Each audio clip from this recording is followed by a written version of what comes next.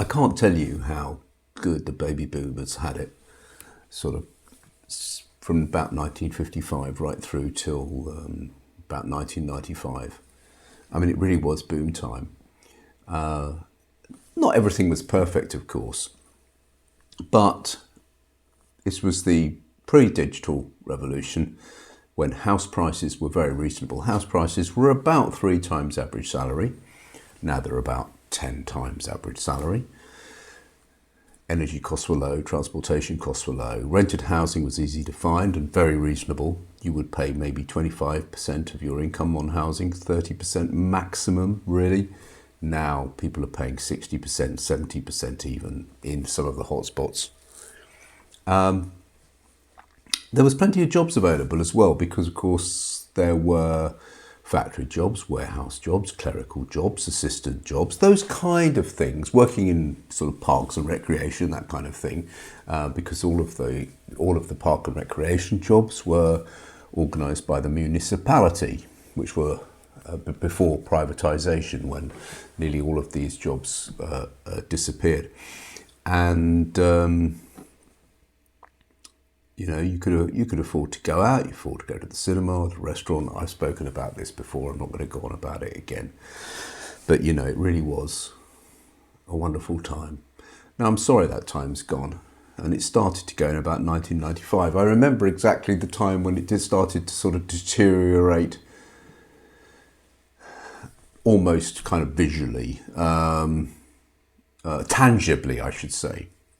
And I was working in a place in central London in Covent Garden, and prior to this particular date on 1995, I'd spent about 8-9 years there, and we had a large team who we used to spend hours in sort of meetings discussing the minutiae of projects and things like that. We had time to think, time to discuss. We also had assistants who worked with us, people who needed employment. We even had computer operators who did the computer stuff. I know that sounds a bit weird. And we had, obviously there were secretaries back then, and various other people to sort of help. And the kind of creative people were able to really spend a lot of time thinking through things and discussing. And that's kind of how it was. I mean, that was just normal. It wasn't an exceptional place to work. And we used to have quite a laugh. Of course, these were the days when you could go out and have a couple of pints at lunchtime and nobody worried about it. And you could smoke in pubs, all sorts of things. Well, you could smoke in the office as well at the beginning of my life there. But then, of course, this company got taken over by an even larger company, a sort of transnational organisation, and this was the beginning of the end. Suddenly, everything was cut back, reduced, and the place was then run by accountants, and we had to budget right down to the bone, and the work just became kind of unpleasant and pressurised, and that's how work is now, of course. So, what was going on? The title of this video is probably going to be something like, is it my fault I'm poor, or is it my fault I'm struggling? It's not your fault. It's a structural issue. But there's no answers out there from these weird parties on the right who are attracting those people who are frustrated, who are suffering, who are the working poor, and they are being attracted like sort of, bees around a sort of Trumpian, Faragian, wherever you are, name your kind of right-wing hero of the day. They have no solutions to this kind of thing. What they do is they utilise all that frustration and all of that fear and pain and suffering. They utilise that in order to gain power and to furnish their own lives with all the sort of trappings that we would expect of a kind of weird elite.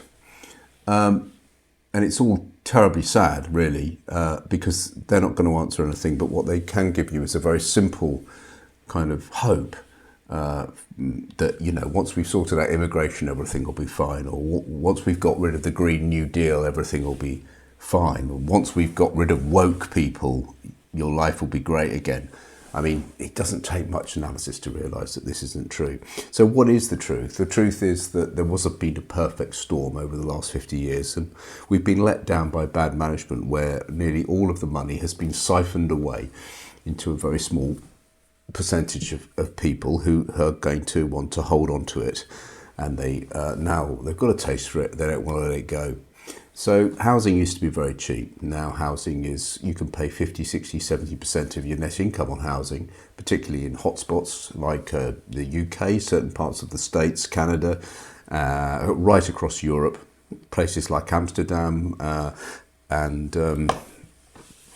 you know, most of the capital cities, Paris, Barcelona, Lisbon now have become almost unaffordable for normal, ordinary people. And I'm talking about working people. Even places like Berlin have become much more expensive than they used to be.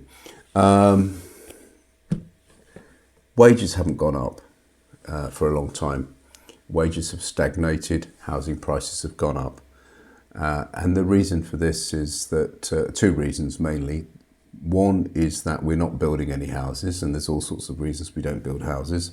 But it was a political mistake to not address this issue, and it's allowed those with housing and with capital, many of whom own more than one property, to become extremely wealthy on the back of the struggle of the majority of people.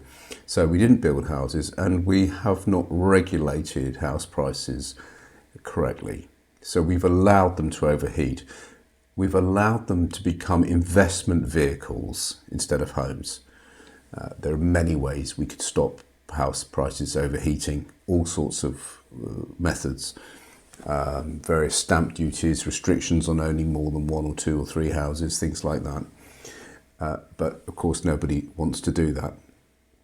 So housing supply has not kept up with demand. It's become a financial asset.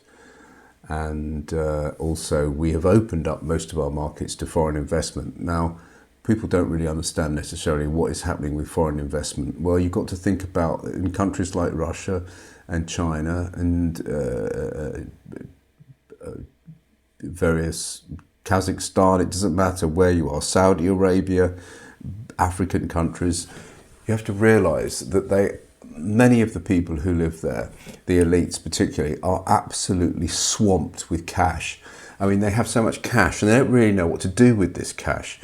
And so they have to basically get rid of it somehow. Now, they don't necessarily invest in their own country because they need to kind of hedge their bets against issues there. And so with these huge amounts of cash, what they do is they buy overseas investments. And one of the classic investments, of course, is if it's not a football team, it's it's a housing complex, something like that. And that's why you have in places like London, you have new housing developments, and at night there are no lights on because nobody's there. They don't care. They've just bought it. All of these things, of course, could have been mitigated by good, sensible policy. But I'm afraid we let it slip. We let it slip out of our grasp, and we've let all of the wealth drain away from ordinary people. So that's one thing. The other thing, of course, is globalization and, generally the results of deindustrialization. So it's obvious what's happened with globalization. Basically a lot of factory manufacturing has just disappeared overnight. Again, we could have foreseen an issue of huge swathes of the country becoming derelict. We could have managed that. We didn't manage it. Okay, we let it go. Why? Because we became obsessed with economic growth and with certain, capital investors wanting to sort of capitalise on cheap products from overseas. So globalization just let loose on us all. And then, of course, we've had a situation with digitalization now and automation. Automation has taken many of those jobs away. And as I said before, the clerical workers have just all disappeared. The factory workers have been replaced with automation, or they have been relocated overseas. Even warehouse work now a lot of that is done automatically. Or, of course, it is done by gig workers, and this is another reason we are poor, we are struggling, because we've moved away from people having.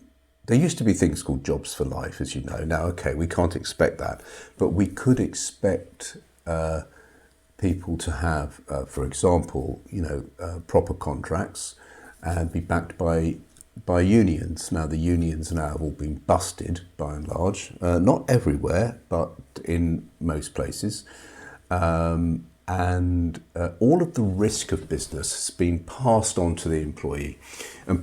So you can get rid of the employee as soon. You can kind of change your employees according to how the business is doing. So if you need people in, you can bring in people on a 0 hours contracts. If the business is contracting, you can push them away, and so all of the risk is on the employee now.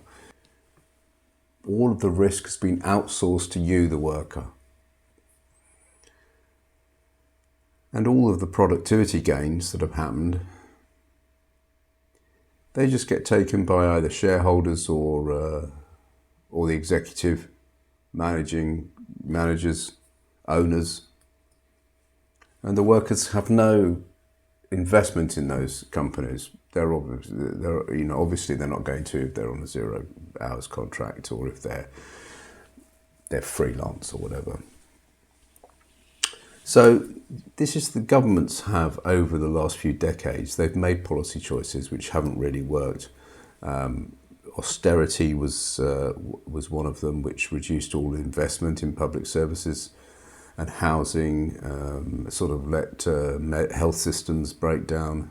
And then, of course, there was privatisation, which was done, and it wasn't really thought through very well. You privatise and you allow a very small amount of people to become extremely wealthy on the back of entire populations.